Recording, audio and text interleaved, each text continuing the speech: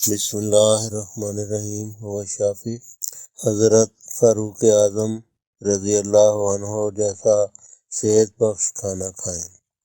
کاش کہ ہم خلیفہ دوم سیدنا حضرت عمر فاروق اعظم رضی اللہ عنہ جیسا صحت بخش کھانا کھائیں اور آپ رضی اللہ عنہ کے نقش قدم پر چلنے کی توفیق پائیں۔ ایک دفعہ حضرت عمر کی خدمت میں خادم آیا اور کھانا پیش کیا۔ کھانا کیا تھا؟ ایک چابی میں روٹی اور ایک کولی میں سرکہ اور دوسری کولی میں نمک۔ فرمایا تم 2 سالن لائے ہو، جبکہ میرے آقا حضرت محمد صلی اللہ علیہ وسلم کی سنت مبارکہ 1 سالن کی تھی۔ میں اسی سنت پر عمل پیرا رہوں گا جس پر میرے آقا صلی اللہ علیہ وسلم عمر بھر گامزن رہے۔ خادم نے عرض کیا، حضور سرکہ میں نمک ڈال کر استعمال کرنا ہے۔ آپ رضی اللہ عنہ نے فرمایا کہ یا تو خود ڈال کر لاتے، میرے سامنے تو 2 سالوں کی شکل میں پیش ہوئے ہیں، لہذا میں اپنے آقا کی سنت پر عمل کرتے ہوئے ایک وقت میں صرف 1 ہی سالن استعمال کروں گا، یا سرکہ اٹھا لو یا نمک اٹھا لو۔ بعض لوگ خیال کرتے ہوں گے حضرت عمر رضی اللہ تعالیٰ عنہ نے اس قدر عظیم خدمات سر انجام دیں اور آپ کو ایک خاص ٹانک اور مقوی غذا استعمال فرماتے ہوں گے جو ایسے انسان کی ضرورت بھی ہوتا ہے۔ ایسا ٹانک کھانا ایسے زیادہ کام کرنے والے کے لیے ضروری بھی ہوتا ہے۔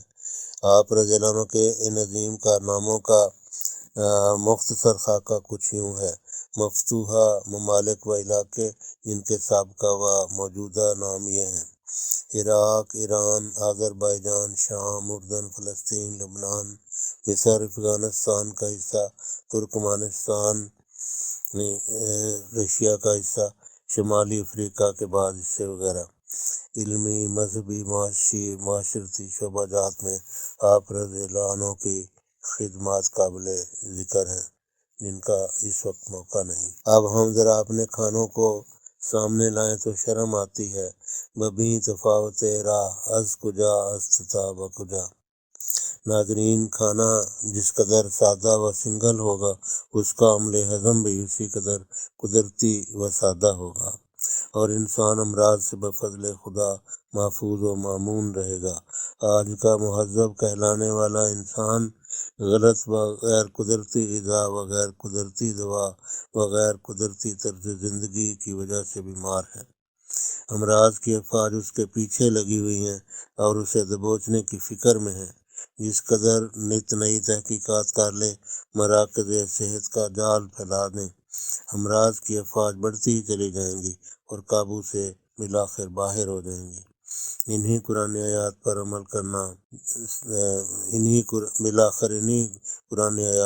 کرنا ہوگا اور اس کے نتیجے میں امراض کے اوپر قابو پایا جا سکے گا۔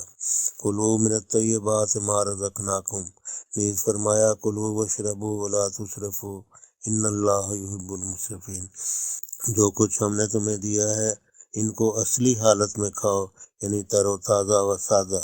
نیز فرمایا سادہ بھی کھاؤ اور کم بھی کھاؤ، اللہ اسراف کرنے والوں کو پسند نہیں فرماتا۔ پرخوری اور انواع و اقسام کے کھانوں کا دسترخوان اسراف میں آتا ہے۔ اسلام میں کثیر کھانوں کے دسترخوان کو پسند نہیں کیا گیا۔ انواع و اقسام کے کھانے اسراف میں آتے ہیں جو منع ہیں، شاید سوائے بعض خاص موقعوں کے۔ وہاں بھی اسراف سے بچنا بیماریوں سے بچنے کے مترادف ہے۔ یاد رکھیں، انسان اکثر معدہ کی خرابی کی وجہ سے بیمار ہوتا ہے۔ حدیث شریف میں آتا ہے المعدۃ بیت الداء، معدہ بیماریوں کا گھر ہے، والعروق واردۃ الیہا، اور اس میں سے نالیاں باقی جسم کو جاتی ہیں۔ اگر معدہ میں آگے حدیث ہے، اس کا ترجمہ یہ ہے کہ معدہ میں اگر تندرست اشیاء ہوں گی تو وہ تندرستیاں ہی باقی جسم کے حصوں تک پہنچیں گی، اور اگر معدہ میں بیمار اشیاء یا بیماریاں پیدا کرنے والی اشیاء ہوں گی تو بیماریاں ہی جا کے ان میں تقسیم ہوں گی۔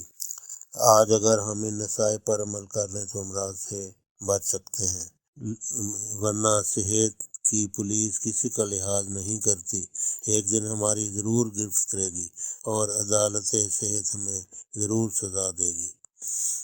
ذرا موازنہ کریں ہماری آج کل کی غذائیں کیا ہیں، پیزے، برگر، مفن، جیم، جیلی، پیسٹریاں، مٹھائیاں، آئس کریمیں، کولڈ ڈرنکس، چائے، کافی وغیرہ۔